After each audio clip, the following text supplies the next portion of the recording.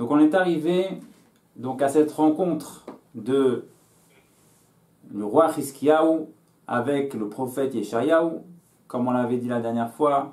Donc chacun avait appris d'une façon, à sa façon, selon les versets. Chacun son verset, que c'est à l'autre de venir lui rendre visite et non pas lui de se déplacer. Et donc finalement ils ne se rencontraient pas. Et c'est la raison pour laquelle nous dit la Gemara, Rav Amenuna, que là nous voyons qu'Akadosh Baruch Hu fait des compromis, cherche le compromis, puisque, et sur lui a été dit le verset, Mi ke'achacham, mi yodea pesha davar, qui est sage et qui sait trouver le compromis comme Hashem Yitbarach. Et donc Akadosh Baruch Hu a fait que, pour les faire se rencontrer au bout du compte, a fait que Hiskiyahu est devenu malade, et donc que là, même Yeshayahu est devenu donc obligé d'aller lui rendre visite au titre de la mitzvah de Bikur Cholim, rendre visite aux malades.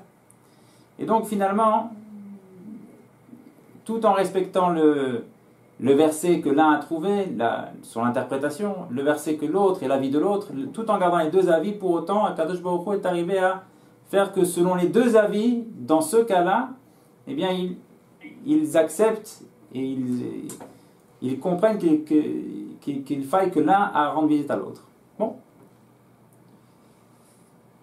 Et on l'a vu la dernière fois aussi, la Gemara a dit que donc Yeshayahu s'est rendu chez le roi Hiskiyahu pour lui faire mitzvah de Bikur Cholim et lui annonce que à la fois il est destiné à mourir et lui dit que non seulement qu'il va mourir dans ce monde-là, mais qu'il va mourir aussi dans le monde futur. Autrement dit, qu'il n'aura pas de monde futur. D'accord? Alors on en est là. Amarle Maïkulehai.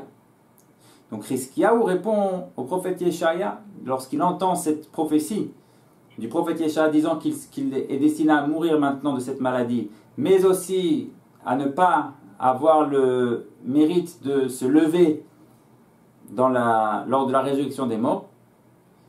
Maïkulehai. Pourquoi tant? Quelle est la raison pour laquelle je reçois une telle punition, sachant que le roi Hiskiyahu était un roi tzaddik? Nous savons que la Gemara rapporte que le roi Hiskiyahu avait tellement rentré l'étude de la Torah et l'accomplissement de la Torah dans tout Israël que sur le roi Hiskiyahu, sur la génération du roi Hiskiyahu, il est dit que même les enfants les plus jeunes savaient, de tout le pays, du sud au nord, il n'y avait pas un enfant qui ne connaissait pas le traité Taharot, qui est le traité de Mishnah le plus compliqué, qu'il ne connaissait pas parfaitement sur le bout des doigts. Donc Hiskiyahu HaMelech était à la fois un tzaddik, à la fois un Mezaké Arabim, quelqu'un qui a fait mériter le peuple d'Israël. Et voilà que vient le Navi, vient le prophète et lui dit à la fois qu'il est destiné à mourir et qu'il n'a pas le droit à la résurrection. Maïkulehai. Pourquoi? Quelle est la raison de la punition? Amarle. Donc le prophète Yeshayahu lui répond. Mishum della asakt befiria urvia. Répond le prophète, parce que tu ne t'es pas marié. Donc nous voyons le passage de là dans cette Gemara-là. Combien est-ce que le mariage est une source d'abord et la volonté d'Hachem? Combien est-ce qu'une vie mariée avec parfois les contraintes que ça engendre, les contraintes financières, les occupations et les soucis, et il faut marier les enfants, et il faut toutes sortes de sortes qui font que la vie aurait peut-être été plus simple si chacun était seul, avec sa télé et son truc. Mais nous voyons de là combien est-ce qu'au contraire, tout ce que nous faisons dans le cadre de la vie de famille, qui résulte du fait qu'on a construit une famille, les repas familiales, ça n'est pas juste de la bienséance. Non, pas du tout. Nous voyons que c'est très important pour Hachem. Puisque nous voyons que ce roi-là, le roi Hiskiyahu, qui était un tzaddik, il a même été dit sur lui qu'il aurait dû être Mashiach. Simplement parce que dit le Midrash, parce qu'il n'a pas chanté à Hachem, pour justement toute cette magnifique réussite qu'il a eue, comme il n'a pas chanté pour louer Hachem de cette réussite qu'il a eue, alors il n'a pas été Mashiach, mais il aurait dû être Mashiach. Donc, il avait tout. Et pour autant, le fait qu'il ne s'est pas marié, voilà qu'entre guillemets, ça lui fait perdre tout. Donc de là, nous devons entendre pour nous, voir combien être notre vie de famille, c'est pas quelque chose de banal du tout auprès d'Hachem. C'est quelque chose de la plus haute importance. Les repas de famille, avoir une famille, avoir la paix dans la famille. La famille, c'est quelque chose de kadosh. Nous voyons ici. Amarle. Dans le texte, il y a marqué Mishum Delo Askab Befiria Derivia. Oui. C'est pas directement le mariage. Absolument, absolument. Littéralement, Pira Derivia, ça veut dire d'avoir des enfants. Mais la... Dans le mariage, en direct, c'est une lecture directe. Suppose plutôt avoir des enfants que pour le mariage. Absolument, absolument, absolument. Maintenant, effectivement, ici, traduction littérale, Pira Derivia, ça veut dire avoir des enfants. Mais, comme on va le comprendre par la suite de la Gemara, ce qui manquait ici, entre guillemets, la première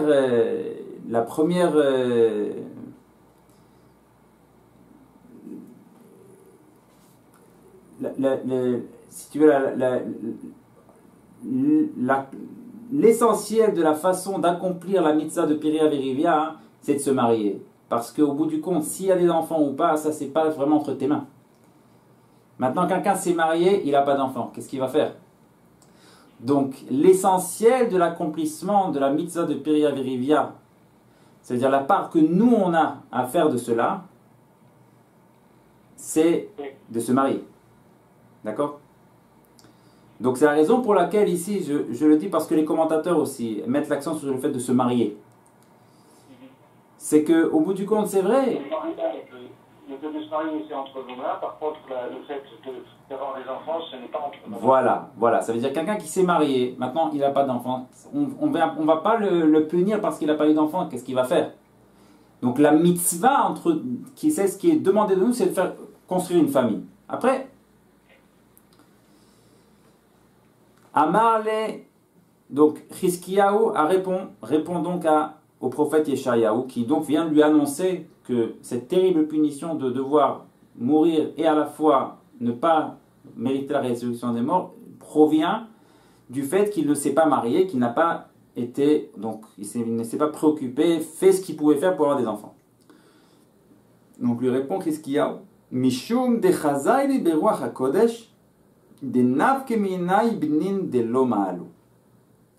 Dit Hiskiyahu, répond au prophète, Mishum de Chazayli, parce que j'ai vu, Beruach HaKodesh, par Ruach HaKodesh, par prophétie, par Esprit Saint, des nafki minai bnin de la me'alu, parce que j'ai vu qu'il allait sortir de moi des enfants de lo ma'alu, qui ne se comporteront pas bien, de mauvais enfants. Donc dire Hiskiyahu, je sais qu'il y a une mitzvah, c'est pas que j'ai négligé la mitzvah, mais étant donné que j'ai vu par Ruach HaKodesh, donc nous voyons au passage le niveau de Hiskiyahu, il a vu par le Ruach HaKodesh qu'il aura dans sa descendance des enfants qui feront contre la volonté d'Hachem. Et c'est la raison pour laquelle il fait en sorte de ne pas se marier pour éviter que ses enfants ne viennent au monde et qu'il donne souffrance à Hachem. Donc, a priori, c'est une intention qui est noble. D'accord?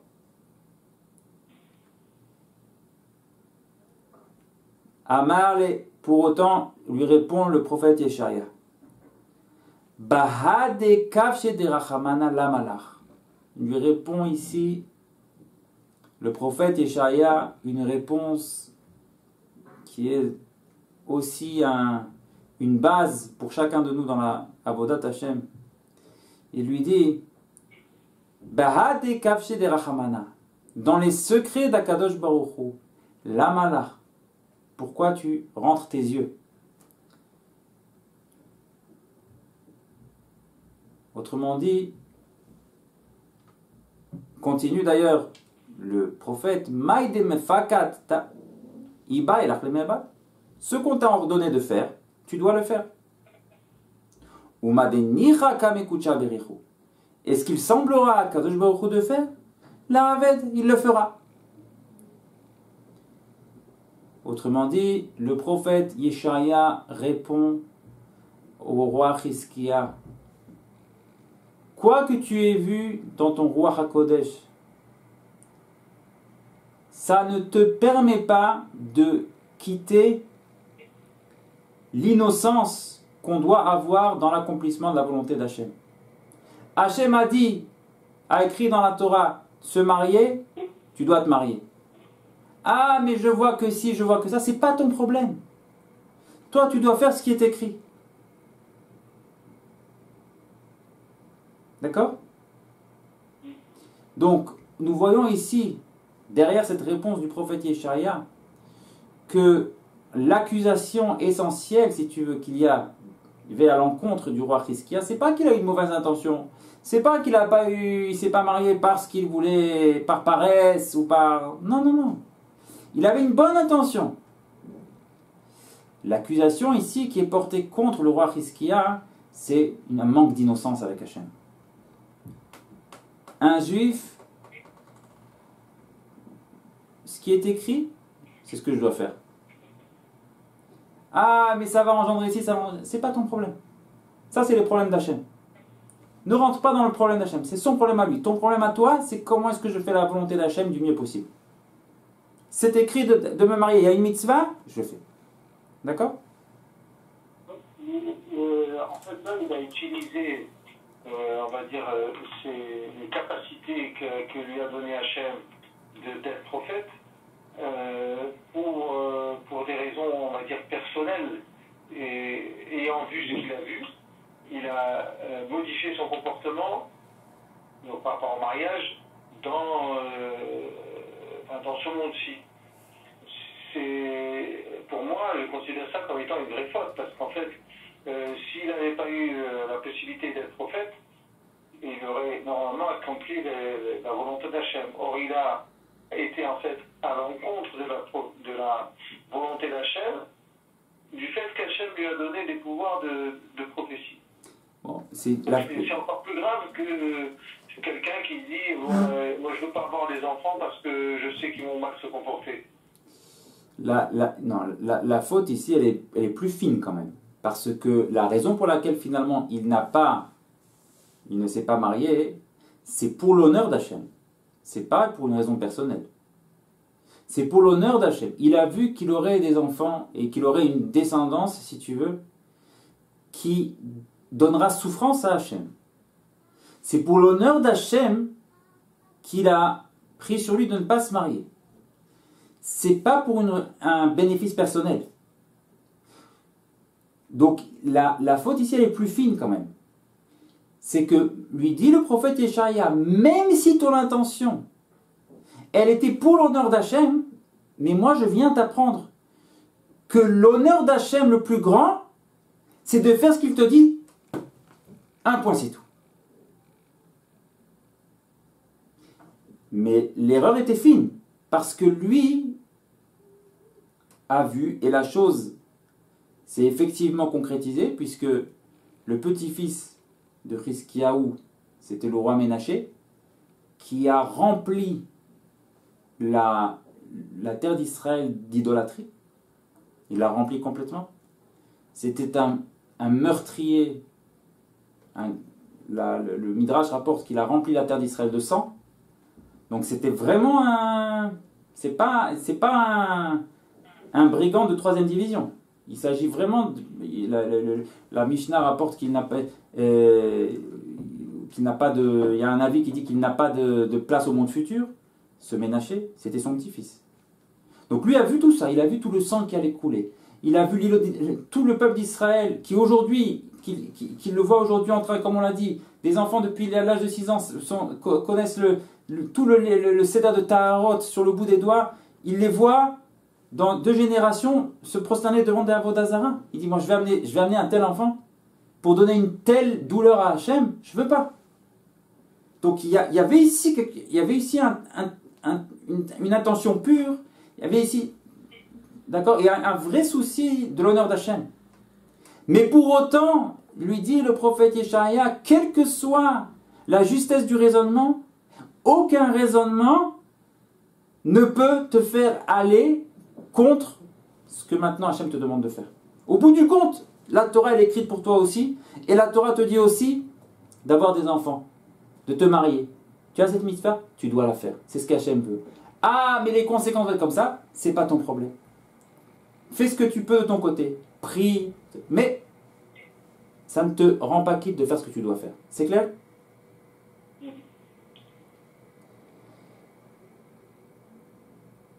De l'autre côté, puisqu'on parle de Ménaché, on peut aussi regarder l'innocence du prophète Yeshaya.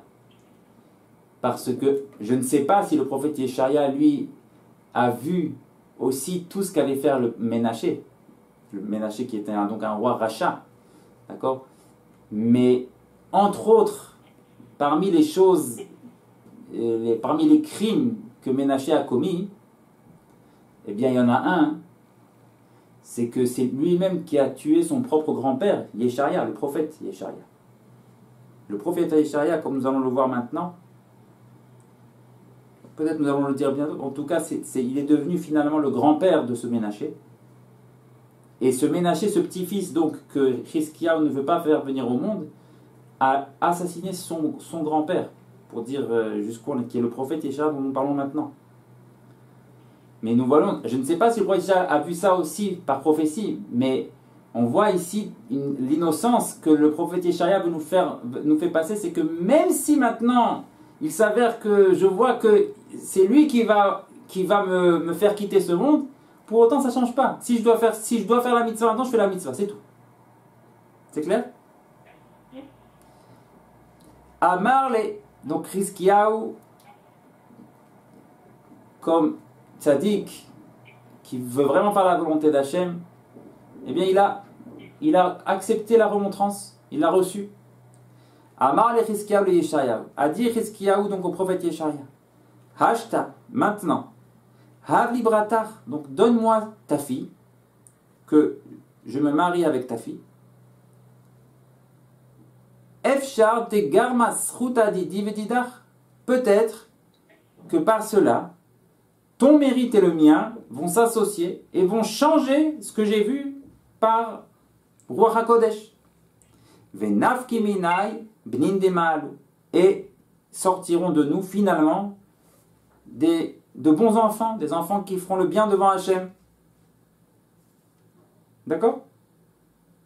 Donc voilà ce que donc Chizkiyahu par humilité donc dit Yeshayahu, j'ai compris la leçon, je veux réparer. Maintenant donne-moi ta fille, comme ça peut-être par ton mérite et le mien, on pourra donc changer ce que j'ai vu et faire que Akadosh Baruch Hu aura joie de mes enfants. Amarle, le prophète Yeshaya lui a répondu, Kvar nigzera alecha gzera. Le décret a déjà été décrété contre toi, autrement dit, c'est fini.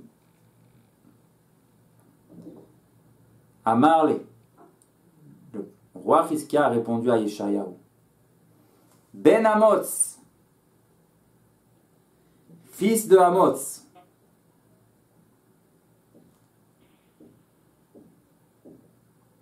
Kale nevuatra, que ta prophétie soit effacée. Vetse, et part. Lorsqu'on appelle par le nom du Père, tout seul, sans prononcer le prénom, c'est une façon un petit peu négligente. Donc là, le roi Hizkiya s'adresse au prophète avec négligence, en lui disant « Ben Amos, fils de Amos, Kale nevoatra, cesse ta prophétie, Vetse, et pars de là. Car mekubani mi bet avi abba, ainsi j'ai reçu de la maison de mon grand-père, le roi David. Afilu cherev chada munachat al tzavaro shel adam, même si un glaive aiguisé se trouve posé sur le cou d'une personne, al yimna atzmo min harachamim, qu'il ne cesse de croire dans la miséricorde d'Hachem et donc de prier. Autrement dit, le roi Hizkiyahu ici, bien qu'il a devant lui un prophète, donc quelqu'un qui voit ce qui se passe en haut. Et c'est pas ici un prophète quelqu'un qui n'est pas connu, c'est le prophète Yeshaya. Donc Yeshaya, quand il lui dit c'est fini, c'est décrété, c'est fini. Ça veut dire que Yeshayahu, dans ce qu'il voit dans le ciel, il voit que c'est fini. Et pour autant, le roi Hizkiyahu rejette, lorsqu'il entend ça de Yeshayahu, il rejette Yeshayahu de lui et lui dit que ce qu'il dit, ça ne peut pas être vrai. Et ça ne peut pas être accepté. Pourquoi? Parce qu'il a reçu du roi David que la miséricorde d'Akadosh Baruch Hu n'a pas de fin, et que donc même si une personne se trouve en situation où elle a sur la nuque un glaive aiguisé, elle ne doit pas encore désespérer. Parce que tout peut être toujours renversé. Il n'y a jamais de moment où on peut dire c'est trop tard. Ah, mais pourtant le prophète Yeshayahu, il a vu dans le ciel. De cette Gemara, nous voyons que c'est vrai, Yeshayahu a vu jusqu'à un certain niveau dans le ciel. Mais il y a des différences entre les tzadikim. Tous les tzadikim ne voient pas aussi haut les uns que les autres.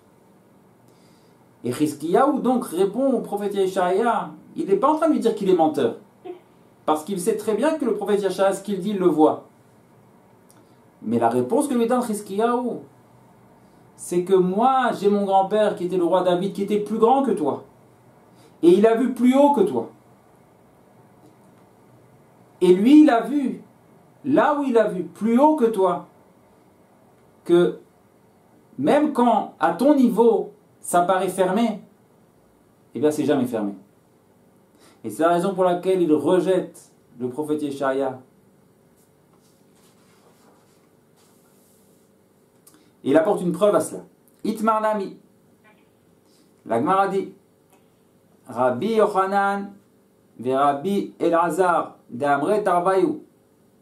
La Gemara apporte donc un appui à cela, qui est donc un enseignement de Rabbi Yochanan et de Rabbi Elazar, qui ont dit tous les deux, Afilu cherev chada munachat al tzavaro shel adam.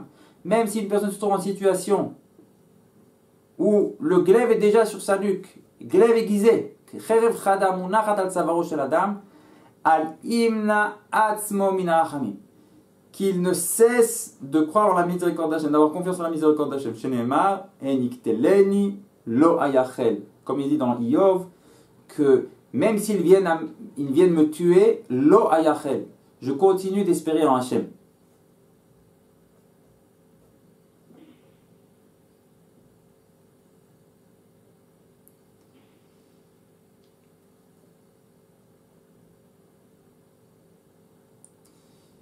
Et lorsque le prophète Yeshaya a entendu ces mots de Hizkiyahu Amelech, lorsqu'il a entendu ce que Hizkiyahu a donc reçu du roi David, que le roi David est arrivé plus haut que Yeshayahu, a vu plus haut, et a vu que même lorsque plus bas il semble que ce soit fermé, eh bien plus haut on peut encore ouvrir les portes. C'est jamais fini. Il y a toujours de quoi espérer, toujours de quoi prier. Alors, par humilité, et en voyant là l'humilité de Yeshayahu, il a baissé la tête devant le roi Hizkiya et a accepté de lui donner sa fille. Donc là, nous voyons aussi une grande humilité du prophète Yeshayahu. C'est que même si lui, à son niveau, qui n'était pas le niveau du roi David, mais a vu que dans le ciel, il a vu que c'est décrété, c'est fini.